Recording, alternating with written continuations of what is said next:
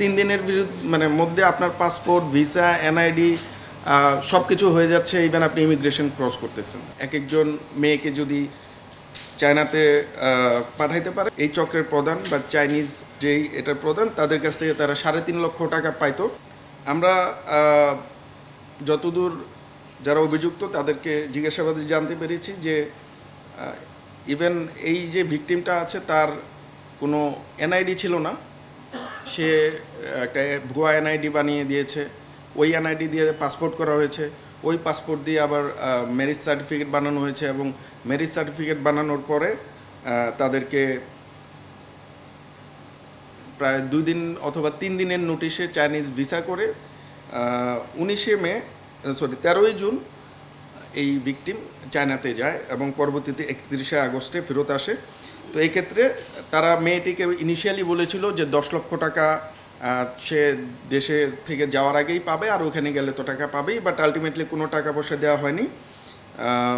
আব্বাসের ভাষ্যমতে এরা এক একজন মেয়েকে যদি চায়নাতে পাঠাইতে পারে, সেক্ষেত্রে এই চক্রের প্রধান বা চাইনিজ হোক অথবা বাংলাদেশের যেই এটার প্রধান, তাদের কাছ থেকে তারা 3.5 লক্ষ টাকা পাইতো, যার মধ্যে 1.5 লক্ষ টাকা যে ভিকটিম যাচ্ছে মেয়ে তাকে, আর যে 1.5 লক্ষ টাকা যেই দালাল এই মেয়েকে বিভিন্ন জায়গা থেকে পাবনা, রাজশাহী যেখান থেকে আনুক তাকে, আর বাকি 50,000 টাকা ওরা বাকিরা ভাগাভাগি করে নিত।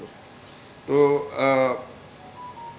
কোশ্চেনটা হচ্ছে যে এই চাইনিজ কানেকশনটা কিভাবে এস্টাবলিশড হলো, এটার ব্যাপারে আমরা যতদূর জানতে পেরেছি যে বাংলাদেশে বর্তমানে পদ্মা সেতুর যেই রেল লাইনের যেই কাজটা চলছে সেখানে, প্লাস হচ্ছে আমাদের এখানে পর্যাপ্ত পরিমাণে গার্মেন্টসে এখন অনেক চাইনিজ কাজ করে। তো তাদের লিঙ্ক আপেই এই কাজটা গত 7-8 বছর ধরে শুরু হয় এবং এই 7-8 বছরে প্রায় 1/2 শতাধিক মেয়ে এই পন্থায় দেশ ত্যাগ করে অথবা দেশ থেকে তাদেরকে পাচার করা হয়। পাচার করার পরে বেসিক্যালি সবাই যাওয়ার পরে এইভাবেই প্রতারিত হয় এবং এই প্রতারণার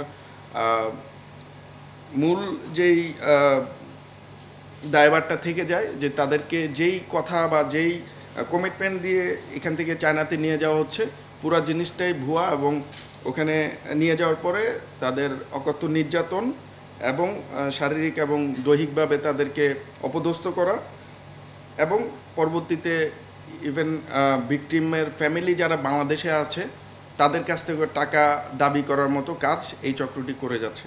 আমরা এখন পর্যন্ত এই ধরনের 4-5টি চক্রের ব্যাপারে তথ্য পেয়েছি। তো একটা চক্র তো আমরা আজকে গ্রেফতার করেছি। আমরা আশা রাখি সামনের দিনগুলোতে হয়তো এই ধরনের চক্রের সাথে সম্পৃক্ত আরও যারা জড়িত আছে তাদেরকে আইনের আওতায় নিয়ে আসতে পারব। তো আমাদের আজকের এই মিডিয়া ব্রিফের আসলে মূল উদ্দেশ্য হচ্ছে যে আমাদের যারা তরুণ প্রজন্ম আছে, ইউজুয়ালি সাধারণত যারা তরুণীরা, তারা এই ধরনের একটা লাক্সারিয়াস লাইফের প্রতি তাদের প্রলোভন দেখানো হয় এবং অনেকেই ভুল করে এই পথে পা বাড়ায় এবং এই পথে পা বাড়ানোর পরে তারা সাধারণত পয়েন্ট অফ নো রিটার্ন থেকে আর আসতে পারে না। তো আমরা আপনাদের মাধ্যমে সবাইকে বলতে চাই যে এই ধরনের বিদেশ ভ্রমণের ক্ষেত্রে বা বিদেশ গমনের ক্ষেত্রে আমরা যেন ব্যক্তি সচেতনতার কাজে লাগাই এবং ভিসা অথবা ওখানকার কোম্পানির অফার লেটার অথবা যদি কোনো বৈবাহিক সূত্র যায়, এই জিনিসগুলোর ব্যাপারে যেন পূর্ণাঙ্গ তথ্য নিয়ে তারপরে আমরা যেন আমাদের পরবর্তী যে স্টেপ আছে সেটা করি। তো গ্রেফতারকৃত আসামিদের বিরুদ্ধে আইনানুগ ব্যবস্থা প্রক্রিয়াধীন। আপনাদের সাথে হয়তো ব্রিফ শেষে আমরা আসামিদেরকে সংশ্লিষ্ট থানায় হ্যান্ডওভার করব। আপনাদের যদি ভাই কোনো কোশ্চেন থাকে।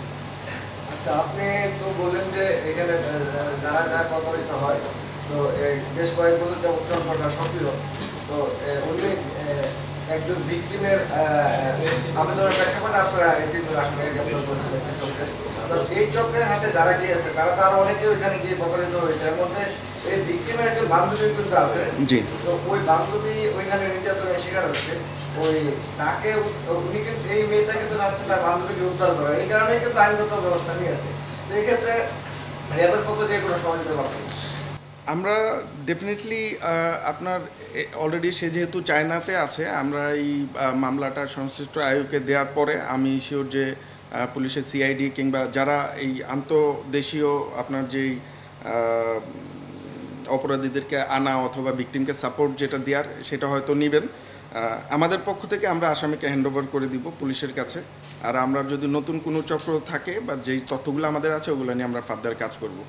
এই মুহূর্তে আসলে ওই মেয়েটাকে চায়না থেকে আনার যে প্রক্রিয়াটা অথবা চাইনিজ গভর্নমেন্টকে ইনফর্ম করা, এটা পুলিশ প্রশাসন পরবর্তীতে আইনানুগভাবে করবে।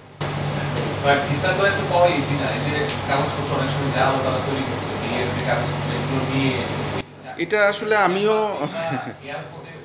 আচ্ছা যারা আমাদের এখানে গ্রেফতারকৃত তাদের ভাষ্যমতে এই এম্বাসি, ইমিগ্রেশন, ভিসা এই পুরাটাই একটা সিস্টেমের প্রসেস। মানে ভিসা পাইতো টাইম বেশি দিন লাগে না, 2-4 দিনের মধ্যে ভিসা পেয়ে যায়। ইমিগ্রেশনও ওদের ক্লিয়ার করা, ইমিগ্রেশন দিয়ে তারা বের হয়ে যেতে পারে যেহেতু স্পাউস ভিসা। সো ডকুমেন্টেশনগুলো ওরা এখানে একদম পুরো একটা চ্যানেলাইজ সিস্টেমের মাধ্যমে করে নিয়েছে। সম্পর্কে একটা কোশ্চেন করি, যেমন এই যে ভিকটিম কিন্তু তার পাসপোর্ট হয়েছে 4 ঘন্টার মধ্যে, ভুয়া জাতীয় পরিচয় যে তার ভিসা হয়েছে 1 দিনের মধ্যে, এবং তাকে কিন্তু এয়ারপোর্টে যাওয়ার সময় কিন্তু ইমিগ্রেশন কর্মকর্তা জিজ্ঞাসা করেন। তার মানে বোঝা যাচ্ছে এই চক্রের সঙ্গে পাসপোর্ট অফিস, ইমিগ্রেশন কর্মকর্তা এবং ভিসা অফিসের লোকজন জড়িত। তো আপনারা যে চক্রের 3 জনকে গ্রেপ্তার করছেন, অন্যান্য যারা এই যে বিভিন্ন সরকার অফিসগুলোতে যারা জড়িত চক্রের সদস্য, তাদেরকে আপনারা অ্যারেস্ট করবেন?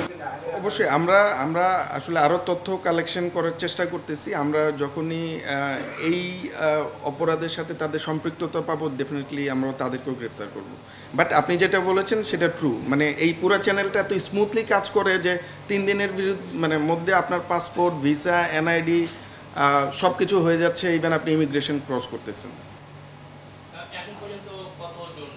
আমরা এই চক্রের কাছে যেটা জানতে পেরেছি এখন পর্যন্ত ওরা বিভিন্ন সময় 20-এর অধিক মেয়েকে পাঠিয়েছে। বাট লাস্ট এই যে ভিকটিম তার সাথে 3 জন গিয়েছিল, এবং ভিকটিমের যে কাজিন যেটা অলরেডি চায়নাতে আছে তার সাথে 3 জন গিয়েছিল।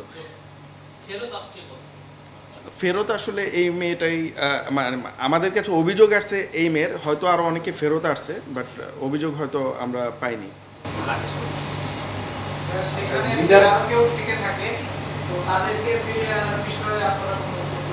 আমরা ভাইয়া এটার ব্যাপারে যে পরবর্তী আইনানুগ ব্যবস্থার জন্য আমি যতদূর জানি পুলিশ অলরেডি মামলাটা সিআইডির কাছে হ্যান্ডওভার করেছে।